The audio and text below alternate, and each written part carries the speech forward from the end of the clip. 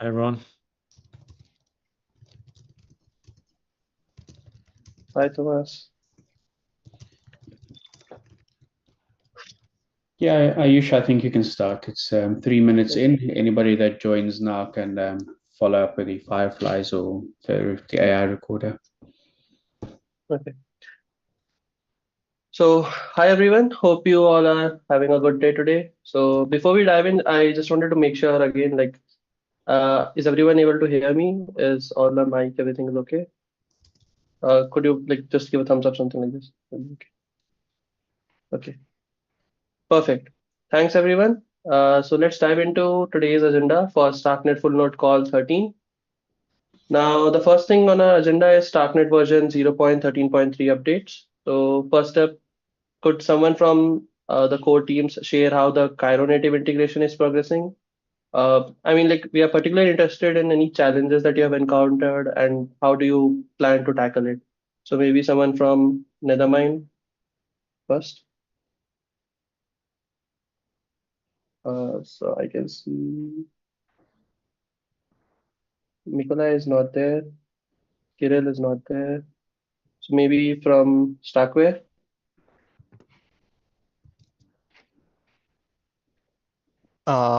Yeah, I'll just say that so there's a public holiday here, so the Starknet Teams is off. So I'm here just for the administrative reasons, and I guess we'll talk more about the next version like next time. Okay. Thanks. Then anyone from Kesa? And Theo? Regarding Cairo native, you mean?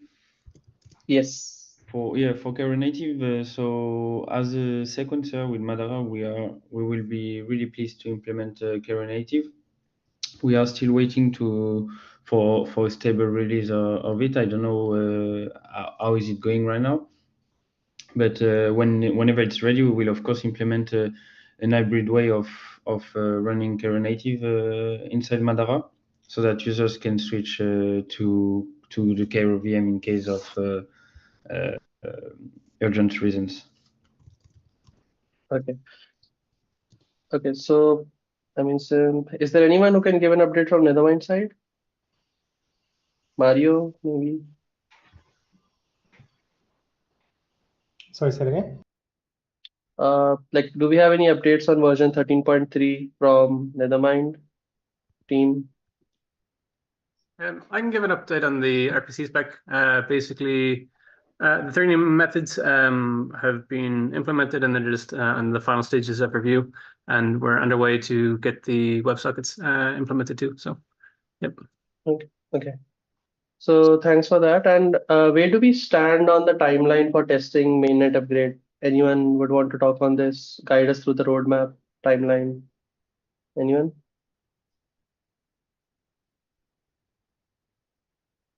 Okay, so I believe no one is present here today because of this holiday season. So we'll move on to the next part on the agenda, which is P2P integration.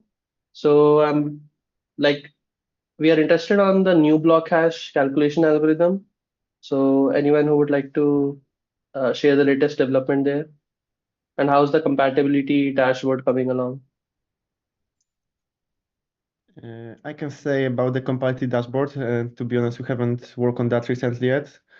But Okay. regarding integration, we've been working a little bit on those end-to-end P2P tests, cross-client tests. But yeah, right now, to be honest, the Juno sync from other clients is not working yet, so those tests are mostly failing. But we are also working on utilizing the Madara sequencer for tests, because they have recently added this cool feature with the feeder gateway.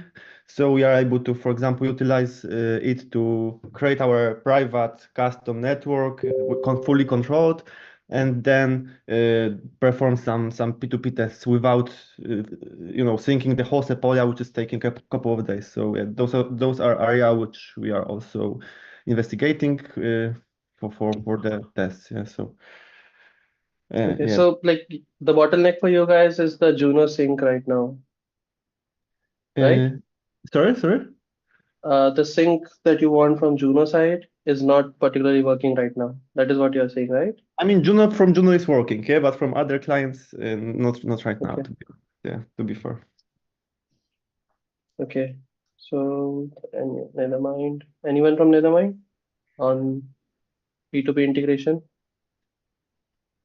Actually, I've been from Nethermind. Okay. So, okay, so we'll move on to the next topic because no one is here Sorry, from. just one thing regarding Pathfinder and Juno incompatibility with P2P singlets. Something I tried to look into what might cause that. We've done a couple of changes recently regarding to commitments and what version of the hash algorithms we use for those. So it might be the cause, but I think it's worth looking into this problem. Or I contact you, Wojtek, if that's okay for you. Sure, that would be great. Okay. Okay. So let's talk about consensus then, which is the next point on our agenda. So I understand that there has been some interesting work on the SOS blogs by Denisa. So if she would like to go and share the updates. Yeah, okay. Hi everyone. Yeah, first of all about consensus, our implementation of Tendermint is almost ready, and now we are trying to test it against the informal system test suite such that we are all on the same track.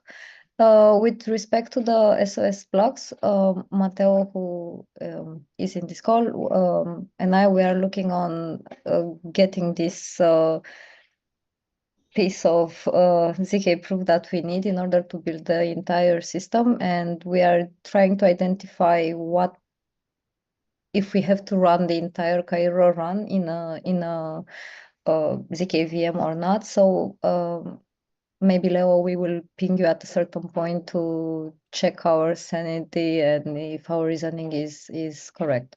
So yeah, I think that's the main update on consensus. Sure, And, sounds good. and like, did you guys run into any unexpected scenarios during implementation that we can discuss here maybe regarding slashing condition? Oh, the slashing condition. So we are having on Monday a meeting with informal systems, which they poked the especially Tendermint as a protocol, and we having their experience from Comet on misbehavior of nodes, and we put it on the agenda as one of the priority to discuss the slashing conditions and see which are the like the minimum necessary conditions on slashing conditions such that the protocol is still healthy, but we are keeping in mind is that we want minimum slashing conditions. Okay. So, I mean, it would be great if you guys can comment on the issue, like that you have a meeting with the informal systems and how it is going, anything from your side maybe, and any update that you get after the meeting. Yeah, I will keep you posted. Okay. So next we have Matteo. I believe you have a proposal ready for the staker node attestation logic. Would you walk us through the key points maybe? Yeah. Hi guys. So yeah, I wanted to make a proposal, but yesterday I found a problem on on what I wrote, so I'm trying to fix it. And so yeah, I don't have anything ready yet. So sorry.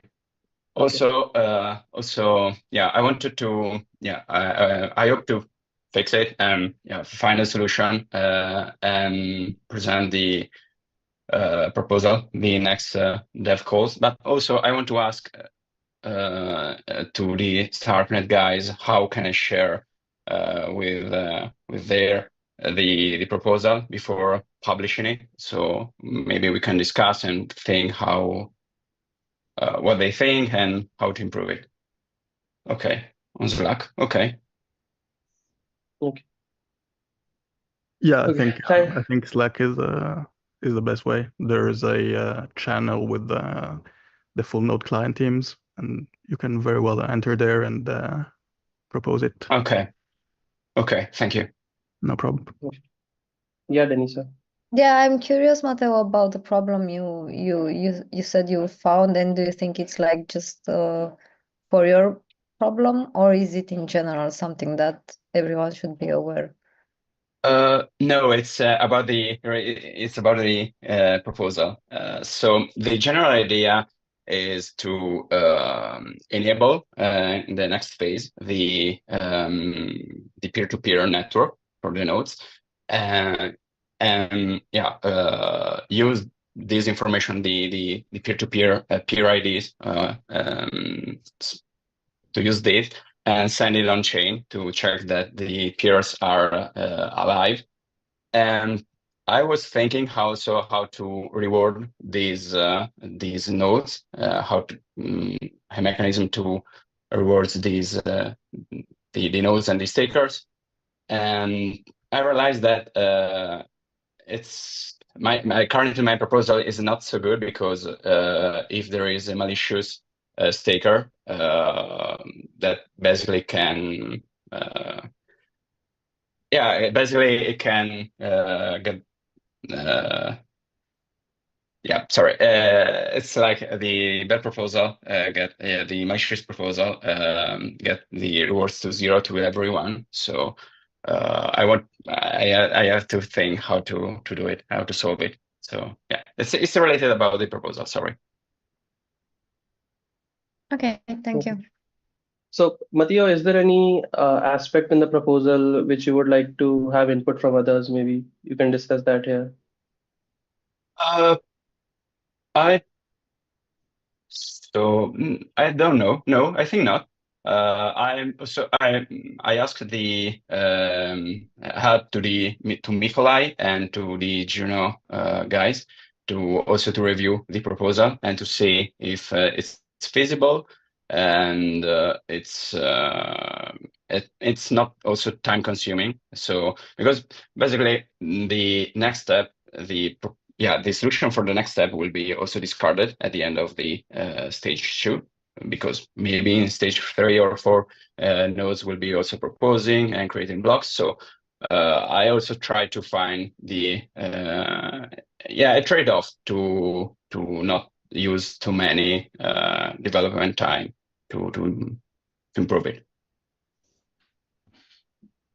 Okay. So I believe we can move on to the next topic on our agenda, which is P2P spec versioning. So anyone from Kesa Labs who would want to give this update? And Trio, maybe?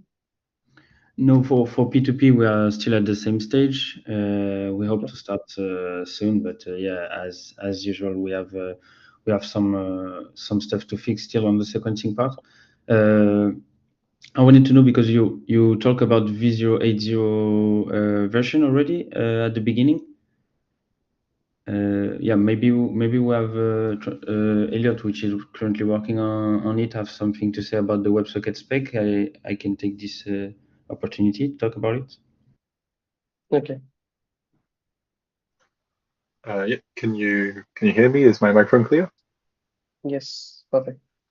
Yeah. I just had a question concerning the spec for Starknet subscribe new heads, which takes a block ID, including a pending block. However, it always returns, according to the specs, a block header. And it was just unclear, according to the spec error types. It seems that the only error code was for too many blocks back, but there wasn't any error code specified if a pending block was, if the subscribe new head was passed with a pending block as a parameter. And I was just wondering if there could be any clarifications on that. Is it allowed or not to, call Starknet subscribe new heads with a pending block or not? And does that infer on the return type? How does that work, if it even makes sense? Maybe because Ariel and the spec guys are not here, it's we should ask that on the Slack. But basically, asking if we can subscribe to the pending block.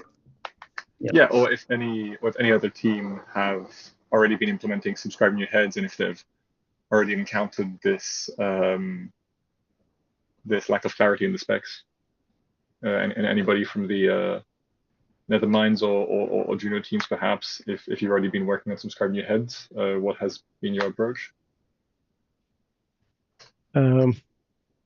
Pathfinder does have an implementation for that.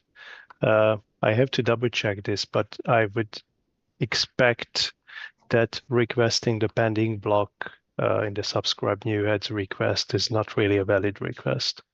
But that's just my take on this. So the whole idea of being able to pass in a block ID to start streaming from was to get access to historical block headers, right? So that it's easier for clients to catch up from a certain point on.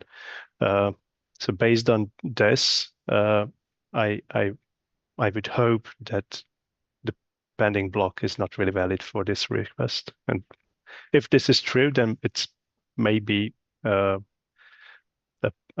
issue in the specification that it doesn't make this clear and it explicitly allows the pending block to be passed in. But again, this is probably something we should discuss on the Slack channel because none of the actual authors of that specification are here. So okay, yeah. Thanks for the clarification.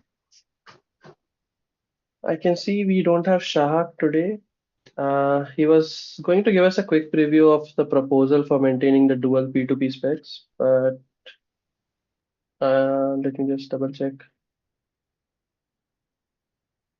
Anik, you wanted to say something?